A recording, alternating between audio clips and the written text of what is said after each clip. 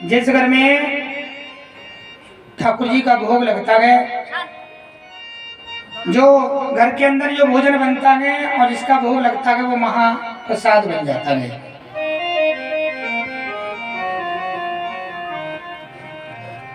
और देखो सामने तो बहुत ठाकुर जी रखे हुए हैं, बड़े ठाकुर जी, छोटे ठाकुर जी, उनसे भी छोटे, उनसे भी छोटे, बहुत तरीका के ठाकुर जी हैं।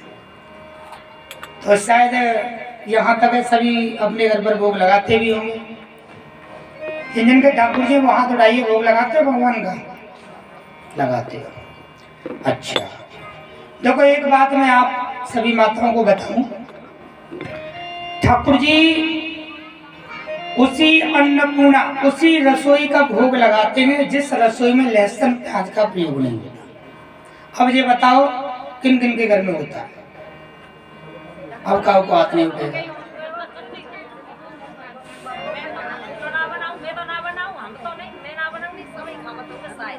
नहीं वही तो कह रहा हूं, ठाकुर जी इतने बड़े ले लिए, बड़े भी हैं छोटे भी हैं सब तरीका के ठाकुर जी। देखो अब ये भी आ गए हैं, फौजी के जाए अब मालिक बढ़ेगी क्या होगा। ठाकुर जी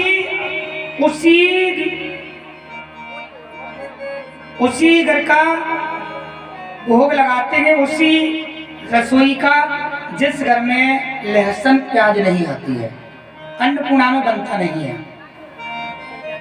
और शायद मुझे मालूम होगा XYZ सभी जिन्होंने हाथ भी उठाए उनके गुरु भी होंगे। देखो और सुनो तो फिर दूसरी बात। और जहां तक है जब ठाकुर जी हैं तो हम वैष्णव संप्रदाय में से आते हैं, गुरु मंत्र का अधिकारी वही है जो इन चीजों से अलग हो जाता है। अब गुरु भी बना लिए हैं तब भी नहीं छूटा। अब इसमें कभी आप की नहीं है, गुमाने अंधकार रुमाने प्रकाश, जो अंधकार से प्रकाश की ओर लेकर आता है वही होता है। पहले तो वहीं से मने होना चाहिए कि बेटा तू शिष्य तो बनना है, ये नेम कर सकता तो बन, उन्हें तू अपने घर को जा।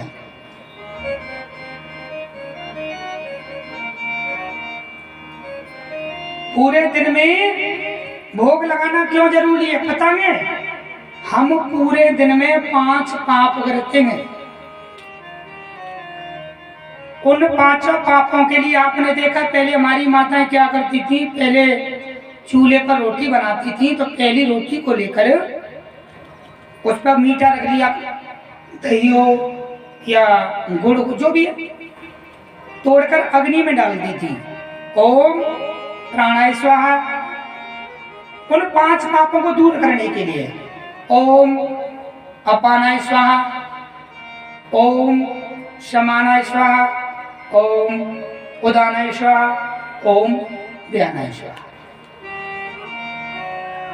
आजकल तो कोई डालती नहीं, बताइए कोई डालता है? तुम तो बड़ी बूढ़ी में आ गई, तुम्हारी बात नहीं हो रही है कि नई नई जो बहू बैठी हुई है। चलो अब सुनिए तो कोई बात नहीं। देखो हम तो एक बात जानते हैं कि अब तक जो गलती की वो ठीक है, पर आगे मत करो, आगे तो सुधर जाओ। मैं तो चाहता हूँ कि शायद राधा रमन जी की कथा से आप सुधर जाओ तो ज्यादा अच्छी बात है। कथा तो मथुरा में बहुत हो रही है, वृंदावन में भी बहुत हो रही है, क्यों भाइयों? कथा तो वृंदावन में मथुरा में बहुत हो रही है, कितनी भी सुन लो, घर घर में व्यास है।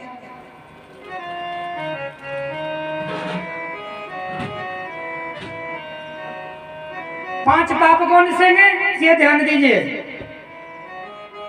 सबसे पहले पाप जो हमारी माता ही करती हैं,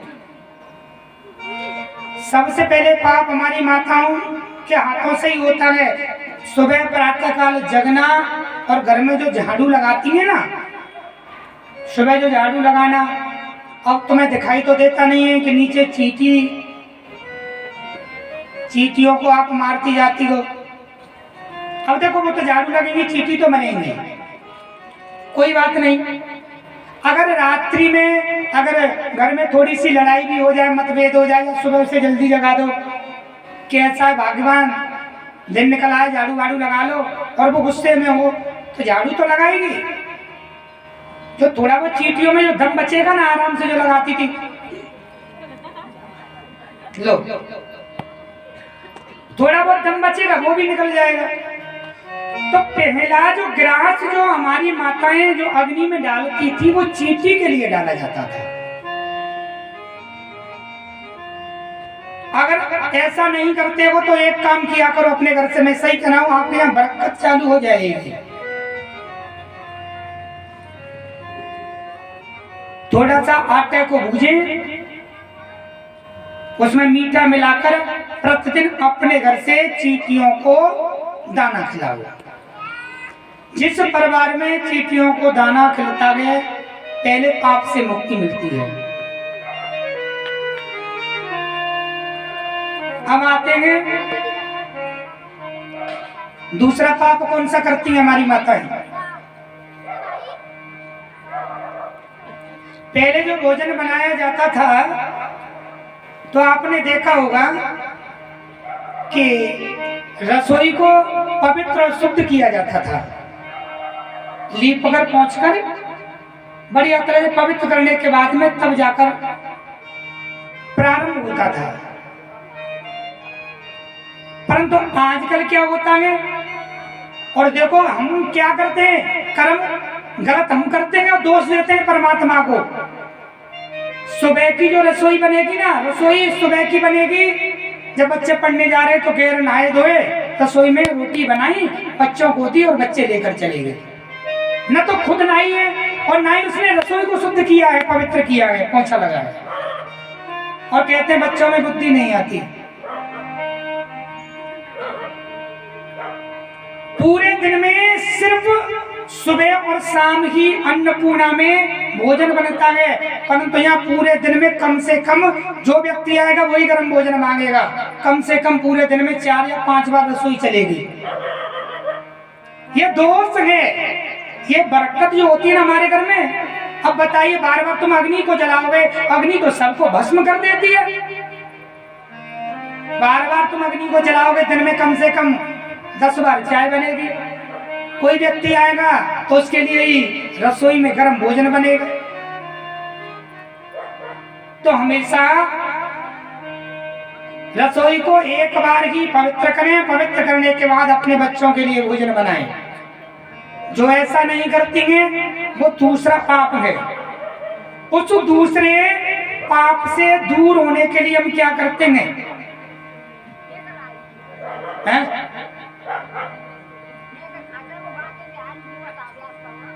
कैसे खाते हैं? नेट से क्या कह रही है माँ, बता तो सही, क्या कहना चाह रही हो?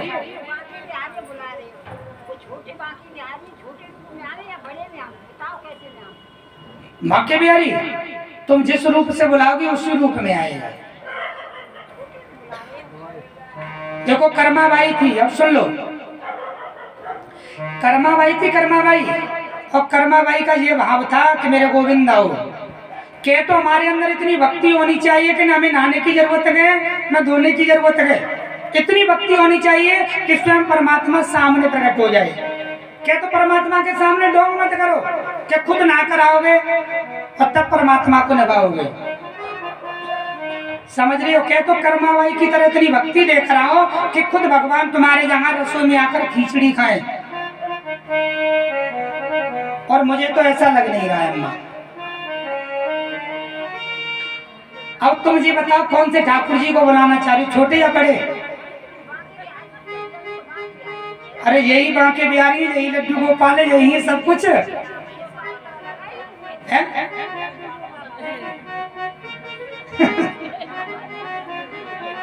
लड्डू गोपाल अलग है।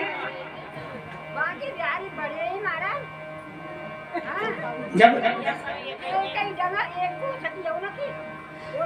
सुनो, बांके बिहारी जब छोटा नहीं होगा तो बड़ा कहां से आएगा?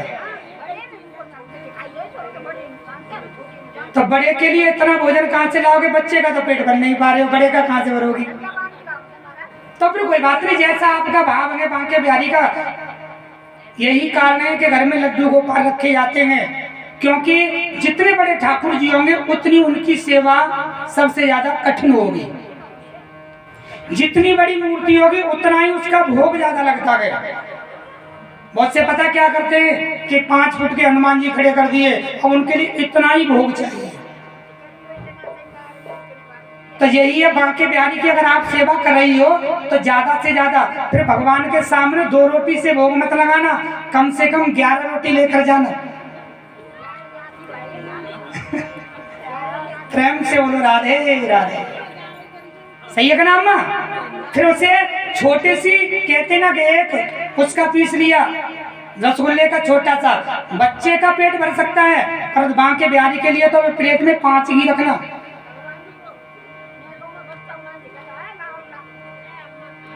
नहीं कोई बात नहीं, अम्मा सही कर रही है। अम्मा कह रही है मैं तो बांके बिहारी की पूजा करती हूँ, तो बांके बिहारी की ही तरह सेवा करो। बात चल रही है भगवान की, बांके बिहारी हो या लड्डू गोपाल हो या श्रीनाथ जी महाराज हो। सुनिए, श्रीनाथ हो या सावरिया सेठ हो, जो चित्तौड़ में सावरिया सेठ है, भले सावरिया सेठ हो, परमात्मा तो एक ही है। कृष्णस्तु स्वयं भगवान नारायण नाम अस्ति, वही एक परमात्मा है। ये तो सब उसके रूप है, ये तो सिर्फ एक सामने है ना, कल्पना है। आप ये सामने मूर्ति रखी हो, ये सिर्फ एक कल्पना है कि बांके बिहारी ठाकुर जी ऐसे थे। क्या भगवान एक टांग के ऐसे खड़े रहते थे? ये हम लोगों ने ही कल्पना बनाई है। अब हमारी भक्ति इसी के अंदर है, जिसमें जीव की भक्ति प्रकट हो जाती है, वही उसे अच्छा लगने लगे। जैसे कि सुनो, अपना पुत्र कनेटा हो तब भी प्यारा लगता है, और पड़ोसी का पुत्र कितना भी सुंदर हो तब भी गधा लगता है। तुम्हें प्यार है बांके बिहारी से तो आपको बांके बिहारी अच्छा लग रहा है, और मुझे प्यार है लड्डू गोपाल से, बिहारी जी से नहीं है। तो ठीक है, तुम अपने बांके बिहारी का ही ध्यान करो। प्रेम से बोलो राधे। दूसरा ग्रास निकाला जाता है, ध्यान दीजिए, स्वान के लिए निकाला जाता है। जब हम भोजन बनाते हैं तो पहले आपने देखा है कि लकड़ी में दीमक होती थी मुर्दे पर, जब दीमक जल जाती थी कंडों में तो मुर्दे पर सिका हुआ भोजन ग्रहण करते थे। उस भोजन को पवित्र करने के लिए हम पंछियों का ग्रास निकालते, कौवे का ग्रास निकालते थे। कौवा ही एक ऐसा है जो पितरों का खाता है। कौवे का ग्रास निकालना, गाय का ग्रास निकालना। परंतु अगर भगवान का ऐसे भोग नहीं लगा सकते हो तो सीधा सा एक अर्थ है। आपने कभी अनुभव किया है कि तुम किसी गाय को रोटी खिला रहे हो, तो ऐसा कभी अम्मा हुआ है कि गाय ने रोटी न खाई हो, गाय हट जाती है। ऐसा होता है कि गाय को रोटी दी और गाय ने रोटी को सूंघा और हट जाती है। या किसी कुत्ते को डाला और कुत्ते ने भी रोटी नहीं खाई और कुत्ता भी वहां से हट गया, ऐसा होता है। हाँ या ना बोलो, तुम्हारी कभी बांके बिहारी की प्रसंग पूरा आ जाएगा समझ में। होता है? सुनिए राइट, ध्यान दीजिए सभी। ऐसा होता क्यों है? जिस भोजन को हमने परमात्मा का भोग लगाया उस भोजन में भाव नहीं था। जिस समय हम बना रहे थे ना, तो उस समय हमारा ध्यान जो था वो कहीं दूसरी जगह बैठा हुआ था। जब उस रोटी को गाय छोड़ सकती है, कहते ना घर में आज भोजन में स्वाद नहीं है, जब तुम्हें स्वाद नहीं है तो उस कुत्ते को कहां से आएगा? भगवान का भोग भी लग गया तब भी स्वाद नहीं आ रहा है। अगर तुम भोजन बनाओ, आटा लगाओ, तो राम मंत्र का महामंत्र का जाप करो।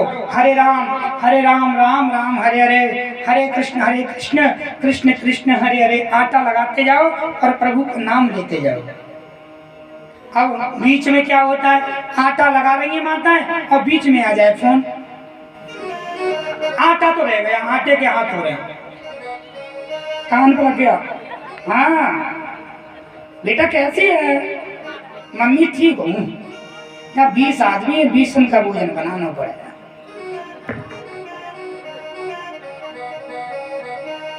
अब बताइए, उसमें हीन भावता जागृत हो गई हो भोजन के अंदर। जब उसमें हीन भाव आ जाएगा तो गाय भी नहीं खाएगी, कुत्ते भी नहीं खाएंगे, तो हमें स्वाद कहां से आएगा। अगर भोजन बनाओ हरे राम राम राम हरे हरे, हरे कृष्ण कृष्ण कृष्ण हरे हरे, जिस घर में 16 बार महामंत्र का जाप होता है, परिवार में भोजन तब दो, परिवार में भोजन तब दो कि तो आटा लगाते समय, सब्जी बनाते समय 16 बार महामंत्र का जाप हो जाए। अगर कोई नहीं है तो भोजन बनाने के बाद 16 बार महामंत्र का जाप करो, हरे राम राम राम हरे हरे, हरे कृष्ण कृष्ण कृष्ण हरे हरे। ऐसा करने से महाप्रसाद बन जाता है। जीवन में एक बात और ध्यान रखना, जीवन में अगर चोरी करनी है, जीवन में अगर चोरी करो तो प्रसाद की चोरी करो, न तो किसी के धन की चोरी करो, न किसी के फल की चोरी करो। चोरी करनी है तो महाप्रसाद की चोरी करो। जैसे शाम को प्रसाद बंटता है, जितनी बार आप प्रसाद को खाओगे लोगे, प्रसाद में कोई पाप नहीं लगेगा। बहुत से व्यक्ति ये करते हैं कि हाथ से प्रसाद गिर जाता है तो उसे उठाते हैं। अगर हाथ से प्रसाद गिर जाए तो उसे जीवन में कभी उठाना मत, क्योंकि मेरी कथा कहने की सबसे अलग आदत है। क्यों? इस भाव का भाव देखिए, कहते हैं बांट खाओ बरकत, क्योंकि प्रसाद तुम्हारे हाथ से जहां भी गिराएंगे उसे कोई न कोई पंछी, कोई न कोई चींटी, कोई न कोई कुत्ता खाकर जरूर जाएगा, और जब वो खाएगा तो तुम्हारा भी कल्याण है और उसका भी कल्याण है। जितनी प्रसाद की चोरी की जाए, प्रसाद का मतलब है पामाने प्रभु और सामान्य प्रभु का साक्षात्कार और दामाने दर्शन। कहते हैं भगवान के दर्शन नहीं होते, भगवान का दर्शन प्रसाद में होता है। सत्यनारायण की कथा में आटा भूज देते हैं, अरे आज कथाएं बड़े प्रेम से, और जब उसे खाते हैं ना तो उंगली चाटते कि और मिल जाए। प्रसाद का मतलब ये है कि प्रभु के महादर्शन होना। आज गर्गाचार्य जी महाराज जो है प्रभु का भोग लगा रहे हैं, और भोग लगाते समय आंखें बंद कर ली और मंत्र को बोलने लगे। त्वदीयं वस्तु गोविंदम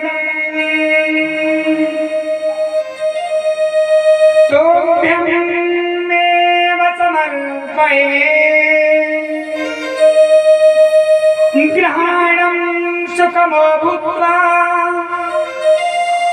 प्रसीदं परमेश्वरः। त्वदीयं वस्तु गोविंदं तोभ्यमेव समर्पये, ग्रहणं सुखमो भूत्वा प्रसीदं परमेश्वरः। अरे प्रभु आइए और प्रसाद को खाइए, इसे महाप्रसाद बनाओ। ठाकुर जी ने देखा कि गर्गाचार्य जी मुझे बुला रहे हैं, तो पालने से नीचे कूद देंगे और घुटवन के बल में आए और आकर वहां प्रसाद खाने लगे। ठाकुर जी के सामने आंखें बंद किए गर्गाचार्य जी बैठे, भगवान प्रसाद को खा रहे हैं और फैला रहे हैं। भगवान के सामने कितनी देर तक प्रसाद रहना चाहिए, भगवान के सामने कितनी देर तक भोग रहना चाहिए। पहली बात, हमारे यहाँ एक सबसे बड़ी बीमारी है कि भगवान के सामने भोग को लेकर जाएंगे, घंटी बजाएंगे और बजाने के बाद में जल के छींटे लगाएंगे और प्रसाद का रिवर्स गियर मारा और वापस लेकर चले जाएंगे। ठाकुर जी कहते मैंने हाथ भी नहीं धो पाया और आसन पर बैठ भी नहीं पाया, तब तक प्रसाद मेरे सामने से चला गया। अरे इंसान कम से कम 15 मिनट लगाता है, 15 मिनट लगाता है उस प्रसाद रोटी को खाने में, और भगवान के सामने 2 मिनट भोजन नहीं रहता है और वापस लौट जाता है। जो तुम्हारे गुरु ने जो तुम्हें मंत्र दिया है, उस मंत्र को कम से कम 1 माला का जाप करना चाहिए वहीं बैठकर। ध्यान दें, अगर इस समय भगवान का भोग लगा रही हो, अम्मा सुन लो, भक्ति सुनो, अगर भगवान का भोग लगा रही हो तो वहीं बैठकर कम से कम 1 गुरु मंत्र 10 मिनट में माला होती है, वहीं बैठकर जाप करो। अगर जाप नहीं कर सकती हो एक मोर पंख का पंखा आता है, जब तक मेरा गोविंद माँ के बिहारी भोग लगाए तब तक 10 मिनट तक उसकी बुहारी करो, मन में भक्ति लाइए। और गर्गाचार्य ने 10 मिनट के बाद आंख खोली तो उन्होंने देखा कि प्रसाद फैला हुआ है। अरे यशोदा, तेरे लाला ने तो मेरा प्रसाद झूठा कर दिया।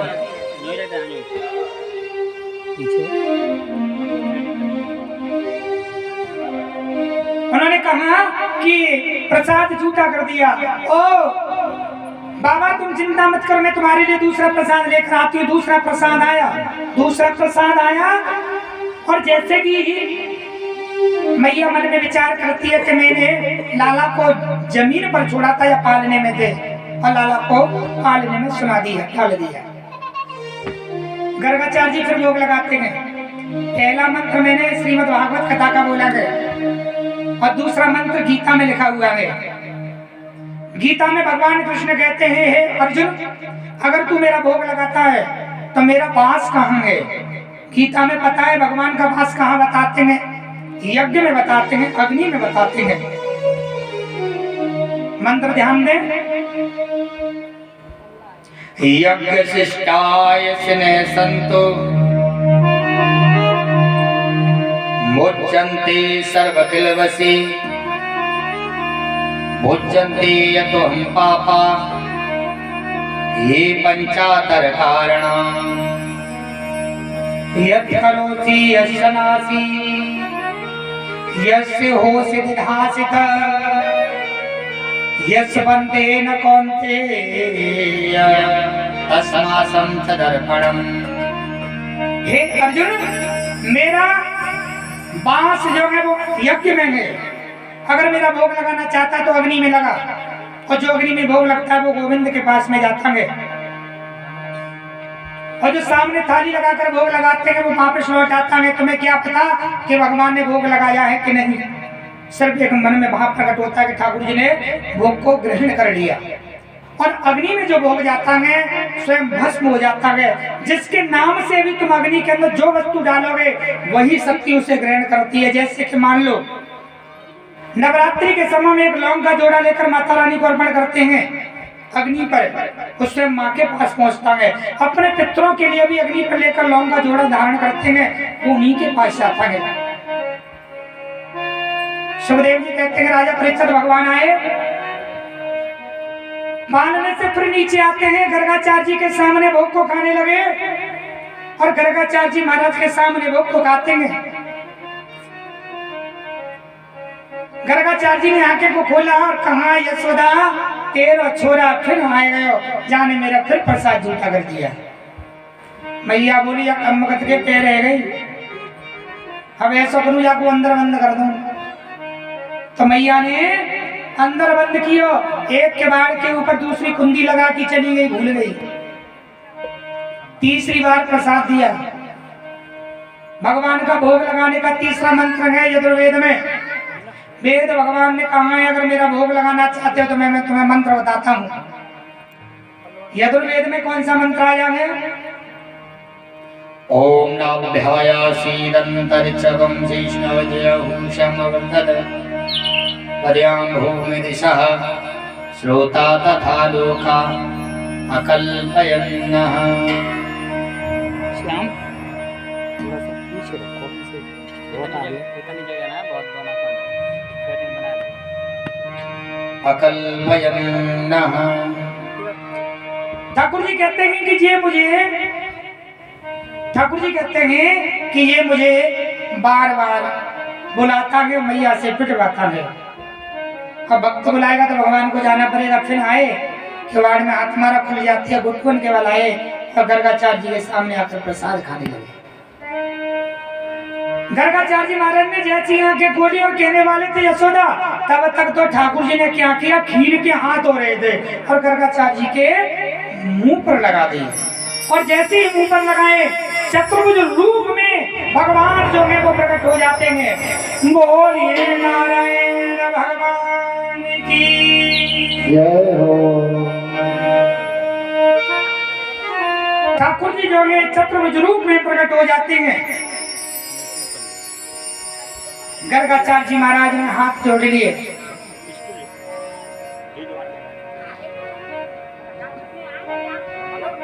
और हाथ जोड़कर गर्गाचार्य जी कहने लगे, प्रभु मुझसे बहुत बड़ी गलती हो गई, मैंने आपका कितनी बार प्रसाद यहाँ से अलग हटा दिया, कितनी बार मैंने आपका प्रसाद यहाँ से हटा दिया है। ठाकुर जी कहते हैं, गर्गा आप चिंता ना करो, तुम्हारा प्रसाद बेकार नहीं गया। माता ने उस प्रसाद को छत पे रख दिया। देखो कितने पंछी खा रहे हैं प्रसाद को, ऊपर की ओर देखिए। आपका प्रसाद बेकार नहीं गया, आपके सामने से हटकर जो प्रसाद ले आ गए, उस प्रसाद को पंछी खाकर वो भी धन्य हो रहे हैं। गर्गाचार्य जी की आंखों में आंसू आ जाते हैं, प्रभु आपने मुझे दर्शन दिया। ठाकुर जी बाल रूप में आ जाते हैं और बाल रूप में आकर बाल रूप में आए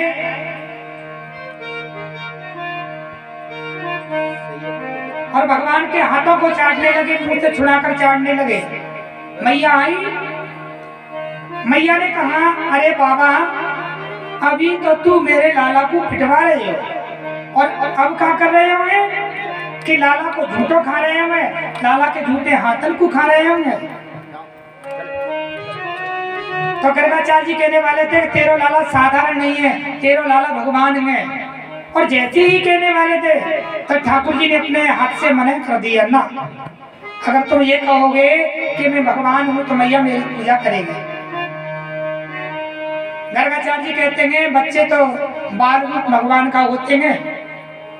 मैया बोली, तब से काहे गए तो को, अब तो मुझे भगवान दिखाई दे रहे होंगे और तब से काहे गए हो, तब से मेरे लाला को झूठो प्रसाद भी ना खा रहे हो कि अहिर को छोड़ांगे, कैसे झूठो प्रसाद खाए जाए। उसी समय गर्गाचार्य जी महाराज ने दिव्य प्रसाद खाया।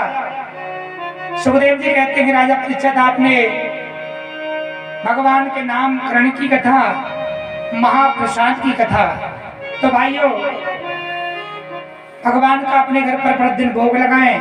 अगर भोग नहीं लगता है तो 16 बार महामंत्र का जाप जरूर करें। और ये भी नहीं तो मत अपने अंदर महाप्रगट रखें, परंतु अन्नपूर्णा में से जहाँ ठाकुर जी हैं लहसुन प्याज को हटा देना। अगर आप ऐसा नहीं कर सकते हो तो ठाकुर जी की सेवा करना बेकार है। एक उपाय मेरे पास है, इन सभी ठाकुर जियों को ऐसा करना कि पीतल के हैं, कोई अष्ट धातु का भी है तो बहुत महंगे बिकेंगे, कोई कबाड़ी वाला है तो देख देना।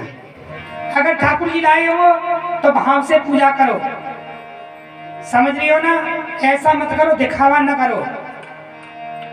दिखावा भगवान को पसंद नहीं है कि पड़ोसी के यहाँ इतने बड़े ठाकुर जी आए तो मैं जाते बड़े लेके आऊंगी, बाकी ना इतने ठाकुर जी तो मैं भी लेके आऊंगी।